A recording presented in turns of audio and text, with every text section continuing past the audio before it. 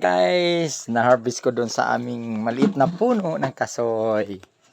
Ayun doon po. May puno ako ng kasoy dyan, ayun. Na-harvest ko po. Hinog na hinog. Ang sarap-sarap. Bagong pitas yan. Nakakuha ako. Ilan? 6 na piraso. Ang sarap ng kasoy. Yummy, yummy. Bagong harvest ni Jasper. Yan sa puno kong maliit. Yung puno kong maliit yan dito sa likod ng bahay. Ayun yun pa ibabunga niya Doon yan guys, yun may mga bunga pa nga Ayun doon. Ayan Ay, bagong harvest.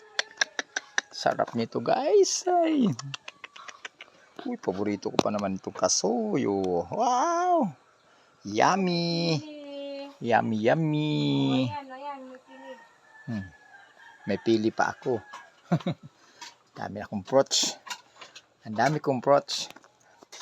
Ang dami kong prutas ngayon.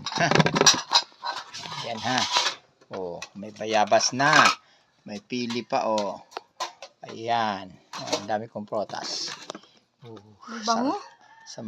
Bango daw, sabi ni Mrs. bango daw. Sarap. Bagong pitas yan. Hinog na hinog. Sarap. Yummy.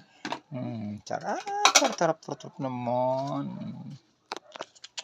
Ito talagang gusto sa probinsya pag ganito.